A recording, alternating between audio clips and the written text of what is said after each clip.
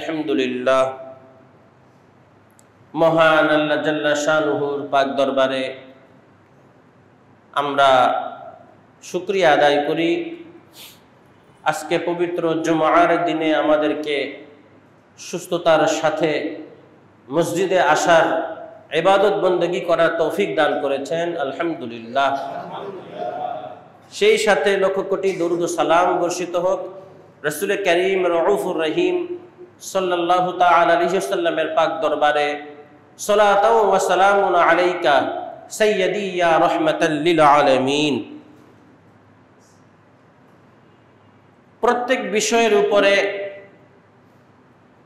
কিছু মৌলিক স্তম্ভ রয়েছে।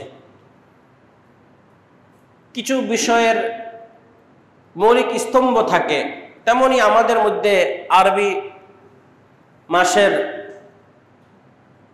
জিলকদ চলতেছে মাস, জিলকদ জিলহজ থেকেই এটা হজের কার্যাবলী শুরু হয়ে যায়। তো এটারও আমরা যেই দিন ইসলামের উপরে আছি, দিন ইসলাম ধর্মের উপরে আছি, ইন্নাদ-দীনা ইনদাল্লাহিল ইসলাম, যে ইসলাম ধর্মটা আল্লাহ জাল্লা শানুহুর পাক দরবারেও মনোনীত হয়েছে, সেই দিন ইসলামের চলার জন্য আল্লাহ জাল্লা শানুহু বিশেষ করে 5টি স্তম্ভ দান করেছেন, যেগুলাকে ইসলামের বুনিয়াদ বলা হয়, ইসলামের খুঁটি বলা হয়, বেনা বলা হয়। যে প্রত্যেক বিষয়ের যেমন একটা খুঁটি থাকে, তো ইসলামের কিছু খুঁটি আছে, স্তম্ভ রয়েছে, যে স্তম্ভগুলোর উপরে বেজ করে দিন ইসলামকে প্রতিষ্ঠিত করা হয়েছে। বুখারী ও মুসলিম শরীফের হাদিসের মধ্যে আল্লাহ রাসূল সাল্লাল্লাহু তাআলা আলাইহি ওয়াসাল্লাম ইরশাদ করেছেন, ওয়ান ইবনে উমর রাদিয়াল্লাহু তাআলা আনহু ক্বালা ক্বালা রাসূলুল্লাহ সাল্লাল্লাহু আলাইহি ওয়াসাল্লাম বুনিয়াল ইসলামু আলা খামসিন। আল্লাহ নবী সাল্লাল্লাহু তাআলা আলাইহি ওয়াসাল্লাম বলেন, বুনিয়াল ইসলামু আলা খামসিন, ইসলামের বুনিয়াদ, ইসলামের ভিত্তি 5টি বিষয়ের উপরে প্রতিষ্ঠিত। আল্লাহর হাবিব বলেন যে প্রথমত ইসলাম যদি কবুল করেও নেয়, তো একটার সাথে আরেকটা এইভাবে বুনিয়াদি ভাবে বুনিয়াল ইসলাম ওয়ালা খামসিন, এই 5টি বিষয় হচ্ছে ইসলামের ভিত্তি বা বুনিয়াদ। 1 নম্বরে আল্লাহ হাবিব সাল্লাল্লাহু তাআলা আলাইহি ওয়াসাল্লাম বলেন, প্রথম ইসলামের বুনিয়াদ যেগুলি, তার মধ্যে 1 নম্বর হলো শাহাদাতি আল্লাহ ইলাহা ইল্লাল্লাহ ওয়া আন্না মুহাম্মাদান আবদুহু ওয়া রাসূলুহু। আল্লাহ নবী সাল্লাল্লাহু তাআলা আলাইহি ওয়াসাল্লাম বলেন, ইসলামের বুনিয়াদের প্রথম খুঁটি হলো এই কথার সাক্ষ্য দেওয়া, শাহাদাতি আল্লাহ ইলাহা ইল্লাল্লাহ ওয়া আশহাদু আন্না মুহাম্মাদান আবদুহু ওয়া রাসূলুহু। প্রথম নম্বরের ভিত্তি হলো ইসলামের এই কথার সাক্ষ্য দেওয়া যে আল্লাহ ছাড়া কোনো মাবুদ নেই, আল্লাহ এক, আল ওয়াহিদুল আহাদ, তার কোনো শরীক নেই, তিনি ব্যতীত কোনো ইলাহ নেই, তিনি ব্যতীত কোনো ইলাহ নেই। এটা মুখে বলার জন্য আমরা বলি, এটাকে তাসদিকে কলব, এটা মুখের সাথে, জবানের সাথে আপনার কলবকেও বলতে হবে, হ্যাঁ আল্লাহ ছাড়া কোনো মাবুদ নাই, তাহলে এটা সাক্ষ্য দেওয়া।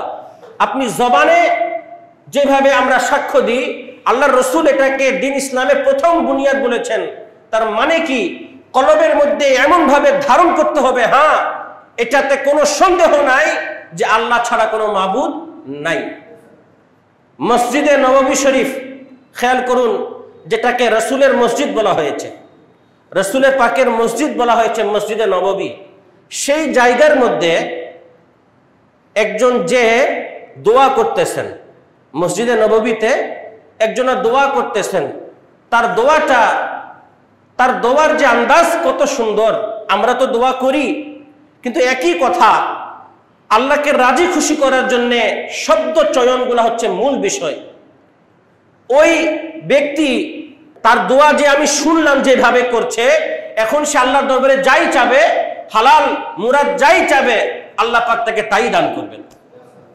তো এই জন্য আল্লাহ পাক আল্লাহ জাল্লা শানুহু বলেছেন প্রত্যেক গুনাহ, সব গুনাহকে আল্লাহ মাফ করে দেন, লা একমাত্র ইন্নাশ শিরকা লা যুলমুন আযীম, যে নিশ্চয় আল্লাহর সাথে যে শিরিক এটা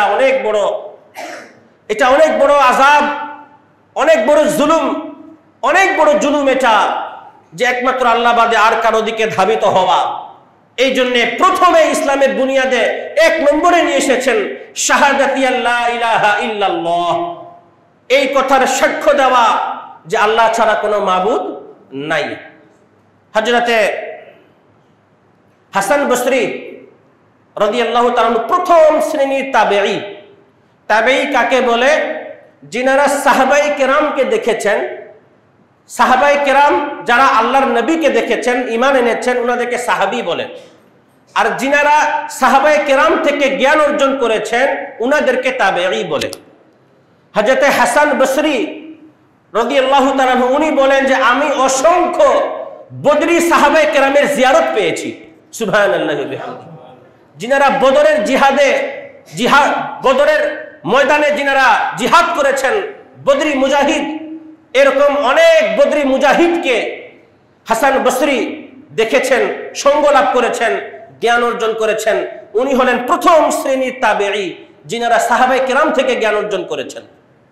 একজন মহিলা একেবারে পর্দা নেকাপোশ হয়ে, বোরখা পরিহিত, একেবারে পর্দার সাথে হযরতে হাসান বসরির কাছে আসলেন।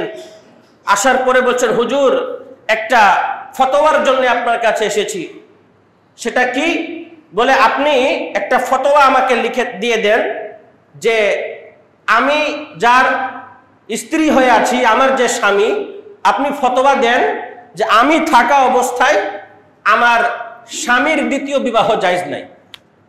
এই ফতোয়া দেন যে আমি স্ত্রী থাকা অবস্থায় আমার স্বামীর দ্বিতীয় বিবাহ কি নাই? জায়েজ নাই। কোরআন কি তাই বলে? কোরআন হাদিস কি তাই বলে? কোন ব্যক্তির মন গড়া কথায় কি ফতোয়া চলবে? সে মহিলা, সে বলতে পারে তার ব্যক্তিগত কথা, সে বলছে আপনি এটা করেন, আপনি লিখে দেন যে আমার স্বামী যেন দ্বিতীয় বিবাহ না করে, এটাই তার জন্য ফতোয়া। বলে কেন? আমি কোরআন হাদিসের উপরে কলম চালাবো কেন? আল্লাহ পাক যেখানে বলেছেন মাসনা ওয়া সুলাসা ওয়া রুবাআ, 2 2 3 3 4 4 পর্যন্ত ইসলামের দিন, ইসলামের মধ্যে আল্লাহ পাক যেটাকে জায়েজ করেছেন, তুমি কেন এটা ফতোয়া দেওয়ার জন্য এসেছো? কোরআন হাদিসের উপরে তুমি কলম চালানোর আবার তোমাকে কে ইখতিয়ার দিল? তুমি থাকা অবস্থাতেও তোমার স্বামী দ্বিতীয় বিবাহ করতে পারবেন, এই ফতোয়া, এটাই সঠিক। তখন ওই মহিলা কি বলছে জানেন? ওই মহিলা জবাব দিচ্ছে, পর পুরুষকে তো মহিলার চেহারা দেখানো জায়েজ নাই, আছে? জায়েজ নাই। আপনি ফতোয়া নিতে যান আর যেই কাজে যান না কেন, মানুষ চাহে না মানুষ, সেটা আমাদের সমাজের ব্যাপার, কিন্তু মাসলা হলো চেহারা দেখানো কি নাই? জায়েজ নাই। সে মহিলা চোখ ঢাকা অবস্থা, চেহারা ঢাকা অবস্থা, হাসান বসরির মতো বিখ্যাত আলেম তাবেঈ উনাকে বলতেছেন যে হুজুর আপনাকে তো আমি চেহারা দেখাতে পারছি না, ইসলামে শরীয়তের এজাজত নাই, শরীয়তের এজাজত নাই যে আমি আপনাকে চেহারাটা দেখাই। তাহলে আমি যদি চেহারা আপনাকে দেখাইতে পারি, এই এজাজত যদি হতো, আর আল্লাহ পাক আমাকে যে হুসন দান করেছেন, আমাকে যে সৌন্দর্য দেওয়া হয়েছে, আমি যদি আমার চেহারা আপনাকে দেখাই, তখন আপনাকে আমি একা বলে দিতে হবে না, আমার সৌন্দর্য যদি আপনি দেখতে পারেন, তো আমার সৌন্দর্য দেখে আপনি বলবেন তোমার মতো সুন্দর বউ থাকতে স্বামীর আর দ্বিতীয় বিবাহ জায়েজ নাই। বলেন না সুবহানাল্লাহ। এটা তার খেয়াল, আল্লাহর দান। তো এই হুসনটা কে দিয়েছেন? এই সৌন্দর্য কে দিয়েছেন বলেন? এই জাতি, ধর্ম, বর্ণ, এগুলা কার সৃষ্টি? বিভিন্ন জাতি, ধর্ম, বর্ণ আমরা দেখি, মাখলুক তো তারই আমরা। তো তার কুদরতের উপরে, তার সৃষ্টির উপরে তার এই গর্ব, সে অন্যদিকে গেল না। সে বলছে আমার যে সৌন্দর্য, এটা যদি আপনি প্রদর্শন করেন, দেখেন, তাহলে বলবেন যে আরে এত সুন্দর স্ত্রী থাকতে আর কেনই বা করবে, তুমি তো কম সুন্দর নই, আরেকজন কেন স্ত্রী দরকার, এটা আপনি আমার সৌন্দর্য দেখে বলবেন। হাসান বসরি রাদিয়াল্লাহু তাআলা চিন্তা করলেন, হায় হায় হায়, আল্লাহর কুদরতের উপরে তিনি খেয়াল গেল যে এই মহিলাকে সৌন্দর্য কে দিয়েছেন? যেই কুদরত, যেই খালিক ও মালিক হাসান বসরি বলেন, যার বান্দা হয়ে তার এই গর্ব, তার সৌন্দর্যের উপরে, তো জানি না সে খোদা কত সুন্দর হবেন। যার সৃষ্টি এত সুন্দর হবে, যার সৃষ্টি এত সুন্দর গর্ব করে বলে, তো যিনি সৃষ্টি করেছেন সেই স্রষ্টা না জানি কত সুন্দর হবেন। এই মহিলা যদি দ্বিতীয় বিবাহ করার জন্য না অনুমতি দিতে চায়, তো যেই খালিক ও মালিক সবচেয়ে সুন্দর, সবচেয়ে ক্ষমতাবান, এই মহিলার যদি এই বিষয় হয়, তো যে আল্লাহ তামাম কায়নাতকে সৃষ্টি করেছেন, তিনি কখন চাবেন যে সেই আল্লাহকে বাদ দিয়ে কেউ আর কারো পূজা করুক? বুঝতে পেরেছেন? ইন্না শিরকা লাযুলমুন আযীম। আল্লাহ যে বলেছেন যে নিশ্চয় শিরিক হচ্ছে সবচেয়ে বড় জুলুম। তার কারণ কি? যে আমার তো দরকারই নাই, আমার মাবুদ তো এত সুন্দর, আমার মাবুদ তো এত ক্ষমতাশীল, আমার তো দরকারই নাই। তার মাখলুক বান্দারা যদি এই দাবি করতে পারে যে তাদের থাকতে আর দ্বিতীয় দরকার নাই, তাহলে হাসান বসরি বলেন যে সেই আল্লাহ কখন বরদাস্ত করবেন যে সে আল্লাহকে ছেড়ে বান্দা আর কারো পূজা করবে, আর কারো সাথে শিরক করবে?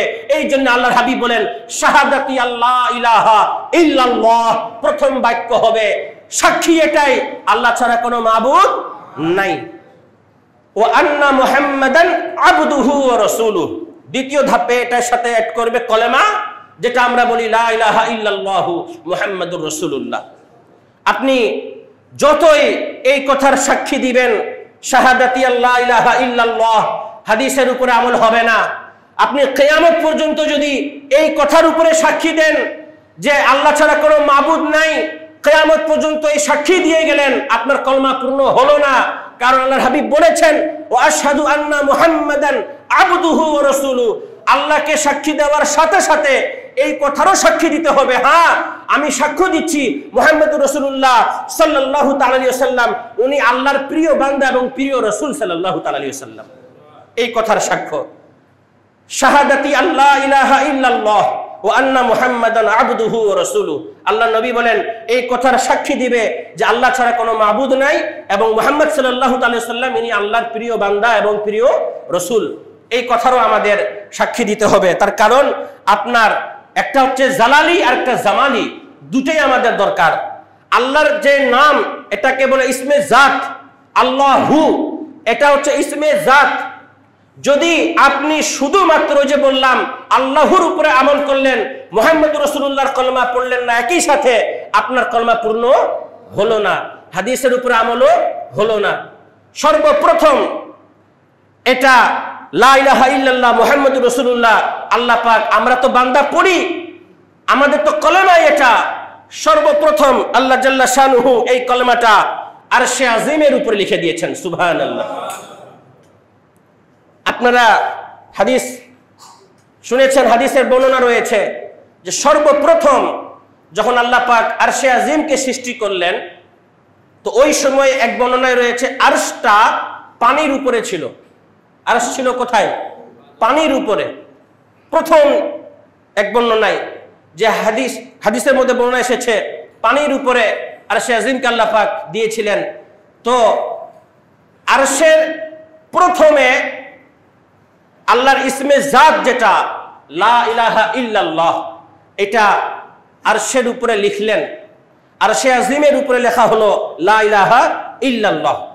তো এই যে ইসমে জাত, আল্লাহর যে ইসম মোবারক, এটার যে একটা জালালিয়ত, এটার যে একটা তাসির, এটার যে একটা তাজিম রয়েছে, এই নামের খৌফে, এই নামের ফয়েজের বরকতের কারণে আরশে আজিমটা থরথর করে কাঁপতে আরম্ভ হয়ে গেল, সুবহানাল্লাহি ওয়া বিহামদিহি।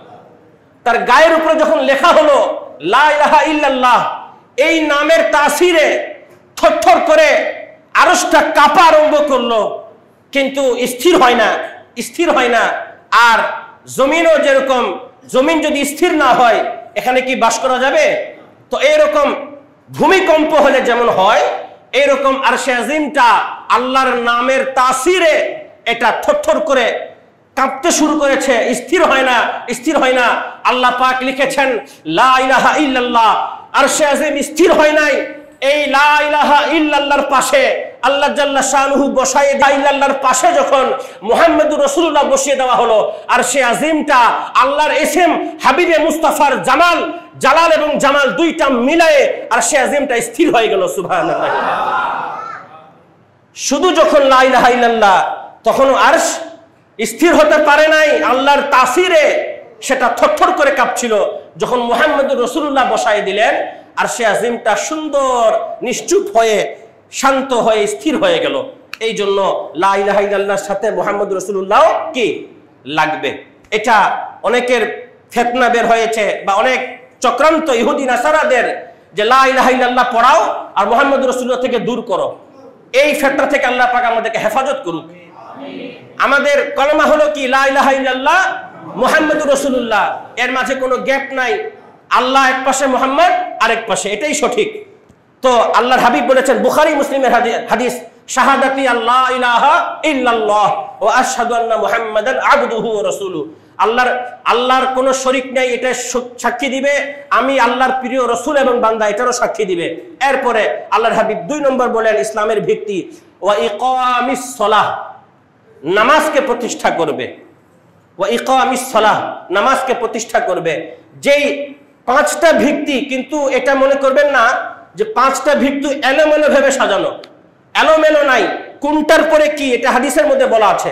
প্রথমে আল্লাহর এবং রাসূলের সাক্ষী, 2 নম্বরে ওয়া ইকামিস সালাহ, আপনি যখন থেকে কলমা পড়ে নিলেন, ওয়াক্তিয়া নামাজ আপনার উপরে ফরজ শুরু হয়ে গেল। যখন থেকে ঈমান আনলেন, আর কোনো আমল পড়ে, যাকাত পড়ে, রোজা পড়ে, কুরবানি পড়ে, হজ পড়ে, যখন আপনি ঈমান এনে নিলেন, সর্বপ্রথম ঈমান আনার পরে দ্বিতীয় স্টেপ, দিন ইসলামের ভিত্তি, ওয়া ইকামিস সালাহ, নামাজকে প্রতিষ্ঠা করা। যুবক ভাইরা, নামাজের প্রতি আকৃষ্ট হন, নামাজের দিকে আসুন। অসংখ্য হাদিসের মধ্যে রয়েছে যে যদি বর্ণনা করা হয়, আমরা তো খৌফ করি না, এমন এমন হাদিস আছে। আল্লাহর হাবিব সাল্লাল্লাহু তাআলা সাল্লাম বলেছেন, ওই যুবক 1 পা আগে বাড়াইতে পারবে না সামনের দিকে, হাসরের দিন 1 পা সামনে দিতে পারবে না, যতক্ষণ যৌবনের কিভাবে কাটালো আর নামাজ আদায় করলো কিনা, এটার হিসাব যতক্ষণ না দিবে 1 ধাপ আগে যেতে পারবে না। আল্লাহ আমাদেরকে বুঝার তৌফিক দান করুন। ওয়া ইকামিস সালাহ, নামাজকে কায়েম করা। আল্লাহর হাবিব সাল্লাল্লাহু তাআলা আলাইহি ওয়াসাল্লাম বলেছেন, কুররাতু আইনি বিসসালাহ, কুররাতু আইনি বিসসালাহ, নামাজের মাধ্যমে আমি আল্লাহর হাবিবের, আল্লাহর নবীর চোখের শান্তি রয়েছে। নামাজের দ্বারা আমার চোখের শান্তি রয়েছে। যেই আমল দ্বারা আমাদের নবীর চোখের শান্তি, সেই আমল থেকে আমরা ছাড়তে পারি?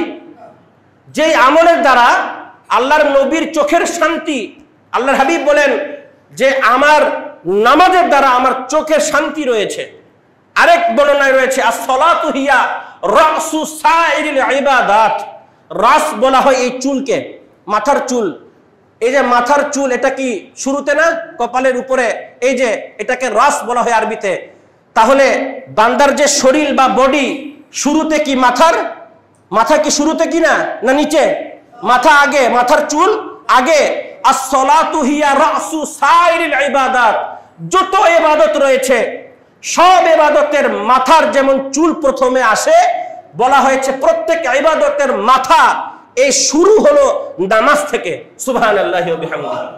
আস-সালাতু হিয়া রাসু সাইরিল ইবাদাত, যত ইবাদত রয়েছে সব ইবাদতের মধ্যে এই মাথা যেমন শুরু, এই নামাজ হচ্ছে ইবাদতের মাথা। নামাজ হচ্ছে ইবাদতের মাথা। ওয়া ইকামিস সালাহ, আল্লাহর নবী বলেন কলমা পড়লো, দ্বিতীয় ধাপে নামাজকে কায়েম করবে। এরপরে তৃতীয়, ওয়া ইতাইজ যাকাত, এরপরে যাকাত আদায় করবে। আল্লাহর সাক্ষী দিবে, নবীর সাক্ষী দিবে, এরপরে নামাজ কায়েম করবে। ওয়া ইতাইজ যাকাত, যাকাতকে প্রদান করবে। এরপরে 4 নম্বরে বলেছেন ওয়াল হজ, এরপরে হজ আদায়। হজ আদায়ের ব্যাপারটা হচ্ছে ইসলামের 4র্থ স্তম্ভ।